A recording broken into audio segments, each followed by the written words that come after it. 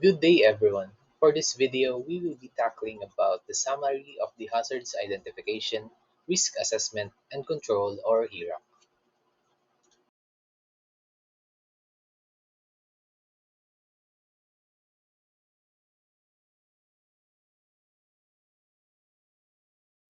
So what is risk assessment to chemical engineering? It is a critical aspect of chemical engineering to ensure the safe design, operation, and maintenance of chemical processes and plants. It involves identifying and evaluating potential hazards, estimating their likelihood of occurrence, and assessing the potential consequences to people, the environment, and property. For this one, we will discuss why is it important in chemical engineering. So relating all of this importance of risk assessment, we have first is the safety. Ensuring the well-being of workers, members of the public, and the environment is the main goal of risk analysis. Hazardous materials, high temperatures, high pressures, and complicated machinery can be used in chemical processes which, if not adequately controlled, can result in risk or serious dangers. Risk assessment aids in the prevention of mishaps, injuries, and harmful health impacts by detecting and assessing potential hazards. Next is the continuous improvement.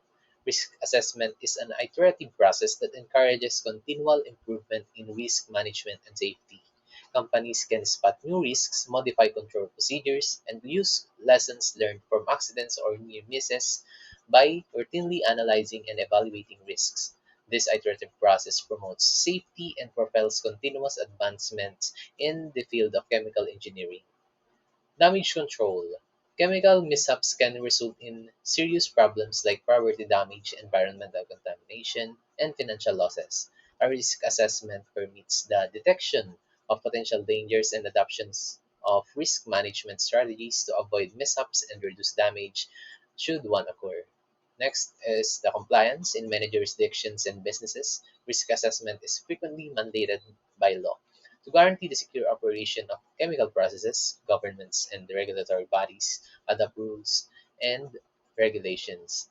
Companies can fulfill these legal requirements and demonstrate their commitment to safety by conducting risk assessments. Ayan. So, para dito sa goals ng risk assessment, focus tayo dito sa table sa bottom right ng slide. So, sinasagot dito yung mga ano, ayan, kagaya ng consequences, likelihood, tapos nandiyan na rin yung risk matrix, yun yung tinatawag na risk matrix, nandiyan yung rates, at yung possibility na mangyari, at saka yung severity.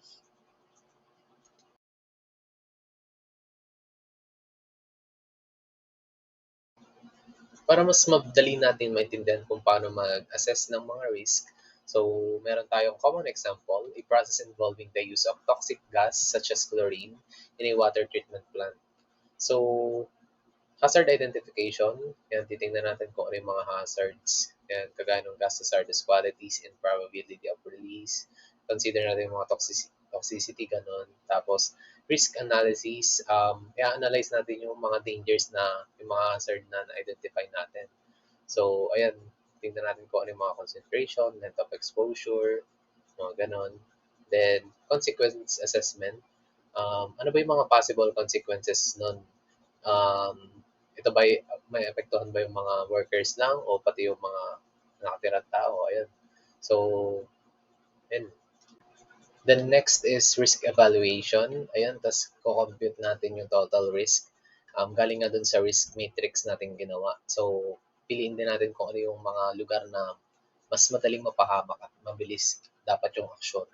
So, risk control, ayan, din na natin gagawin yung action. Can be reduced by process design changes nga. Ayan, tas laging may PPE yung mga workers natin. And lastly, monitoring and review. Ito na yung kapag ka after magkakaroon ng evaluation. Tapos, importante din na laging up to date yung industry natin. So, ma-apply natin yung best practices and regulatory standards. So, what are the steps in risk assessment? Ayan, so meron tayong assessing risks. First, list of work. Ililista natin kung ano yung mga gawain lahat. So, this includes yung location kung saan nagtatrabaho, yung people na magtatrabaho, yung equipment na gagamitin, kung ano yung mga risks doon, and yung mga activities kung paano sila magtatrabaho. Kung heavy load ba o hindi. Up next, we will tackle hazard identification. Hazard identification involves the process of finding and identifying, first, hazardous agents, and second, people exposed to the hazards. Hazardous agents refer to the situations, products, etc.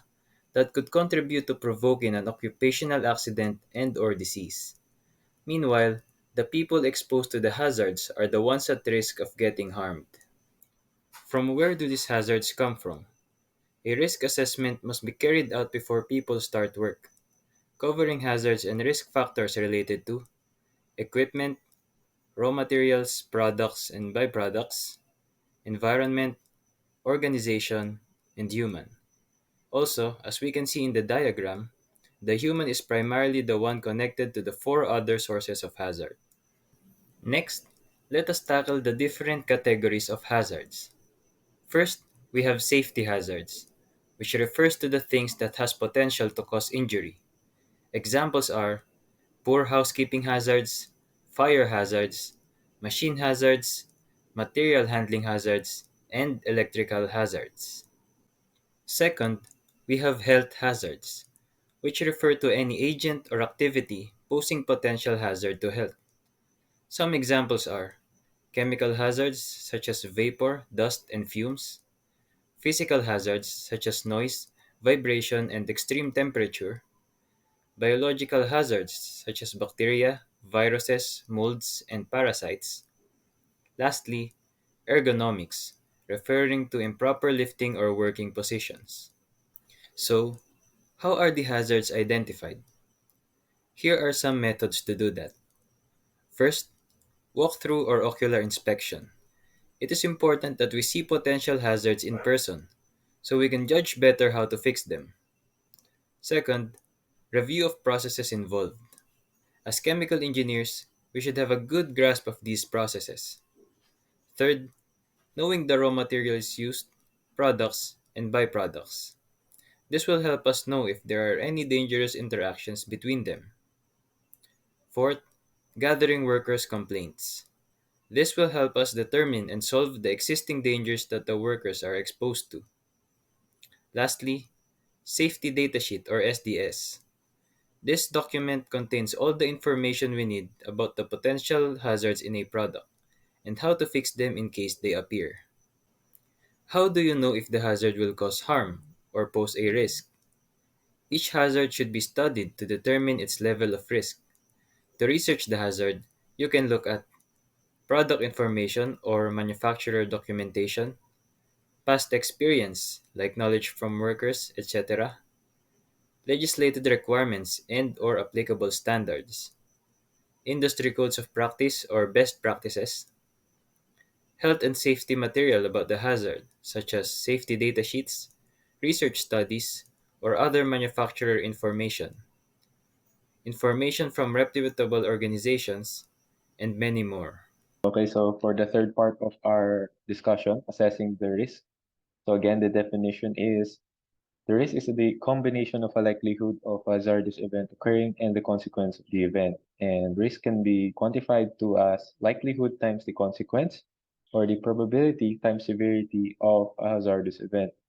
So, ayun, identify the risk example muna tayo. Imagine yourself walking through the palm trees of UPLB and see what you see. See what risks you see. So, ako ito palagi nakikita ko.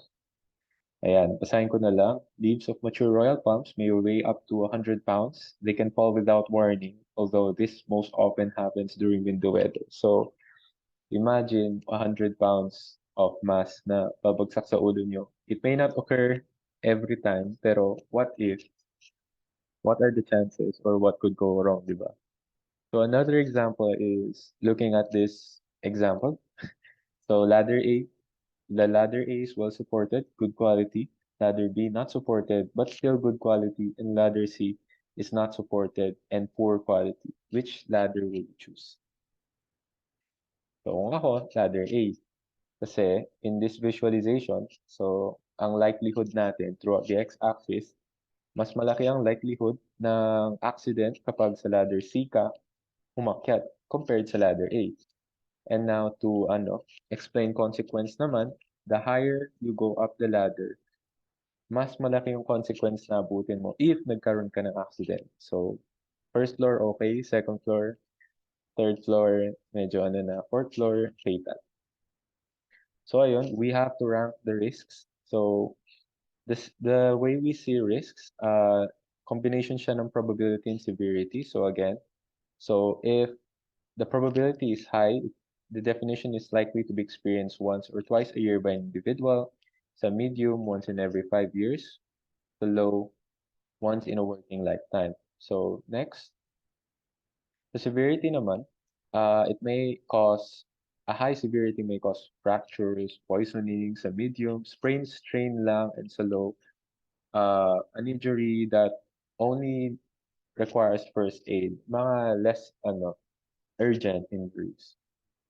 So, we have to quantify or assess yung color coding ng risks natin. So, we have our risk rating. So a very deep red means it is immediately dangerous. And the control measures that we need to do is to stop the process and implement controls. The high risk, yellow red or orange red, investigate the process and immediately implement controls. So sa medium risk up to very low risk, keep monitoring the process. Sa medium risk, monitor regularly. Pero sa low to very low risk, hindi na masyado minomonitor. I mean, hindi na masyado gagawa ng control plan. So again, monitoring the process is very important so that we can mitigate future probable risks that might happen in the future. So, ayun lang. Thank you sa control measures naman. So knowing what risks are and how is it assessed is not enough when we are given a certain workplace to assess with. So we will now proceed to the control measures on how to control risk.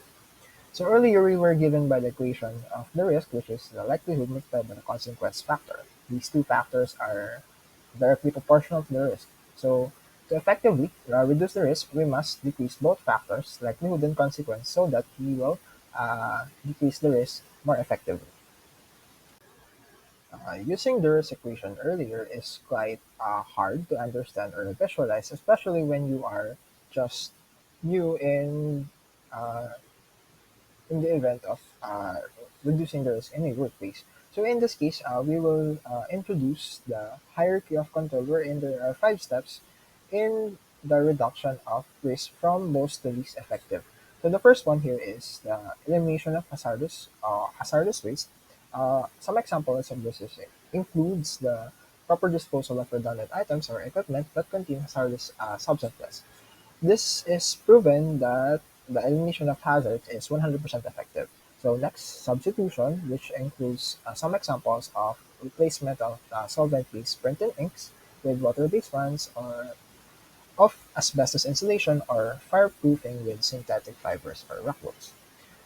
It is noted that the effectiveness of the substitution is wholly dependent on the replacement of materials or choice of replacement. So next, we will proceed to the engineering controls. Engineering controls, this includes the installation of machine guards on hazardous equipment, uh, also the provision of excess ventilation over a process area releasing noxious fumes. Next, or second to the last one, is the administrative control. So this includes the training, education, job rotation, to share the load created by demanding task, planning, scheduling, certain scheduling of jobs outside normal working hours to reduce the general exposure. So it is noted that the administrative control measures typically require significant resources to be maintained over long periods of time for a continuing level of effectiveness. Lastly, we have the personal protective equipment, which is, as we all know, the use of safety goggles, glasses or goggles, earmuffs, earplugs, hard hats, toe cap, footwear, gloves, respiratory protection, and aprons. So research has shown that the effectiveness of the personal protective equipment in realistic work is quite low, which is why it is on the bottom of the inverted pyramid. That is why PPE is therefore best seen as the last line of defense against hazards to be used in conjunction with the risk control measures.